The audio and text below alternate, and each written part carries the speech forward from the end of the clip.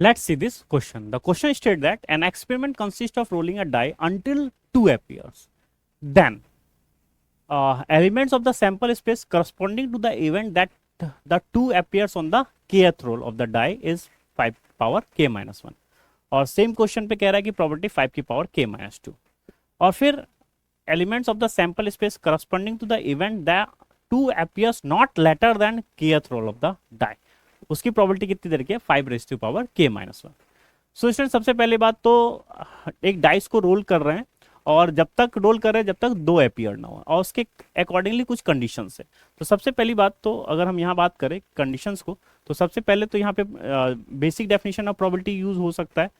Probability of event क्या होता है number of elements in E divide by number of sample space. ये use कर सकते हैं यहाँ पे हम. तो सबसे पहली बात अगर हम फर्स्ट को डील करें तो इसके लिए हम 2 appears on the kth roll. अच्छा मान लेते हैं ये हमारे पास kth रोल पे 2 आया है ना. ये kth रोल पे 2 आया है तो जाहिर सी बात है अगर kth रोल पे 2 आया तो इसकी आउटकम तो एक ही है 2 आया ये तो हम जान गए.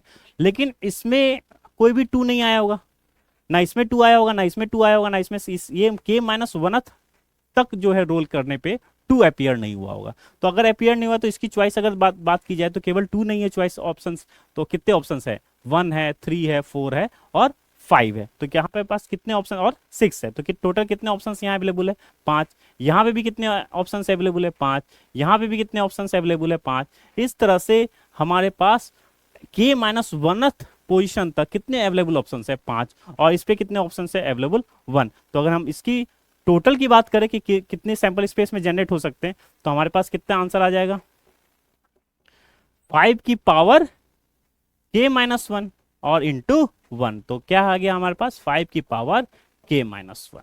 ये हमारा पास सैंपल स्पेस में जनरेट हो जाएगा और ये कह भी रहा है इवेंट्स एलिमेंट्स और सैंपल स्पेस ऑफ इवेंट कितना है 5 की पावर k माइनस 1.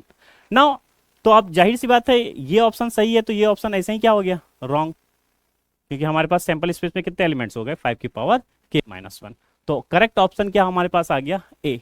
नाउ अगर सी ऑप्शन की बात करें अगर डील करने की कोशिश करें तो elements of the sample space correspond to the events the 2 appears not later than kth role.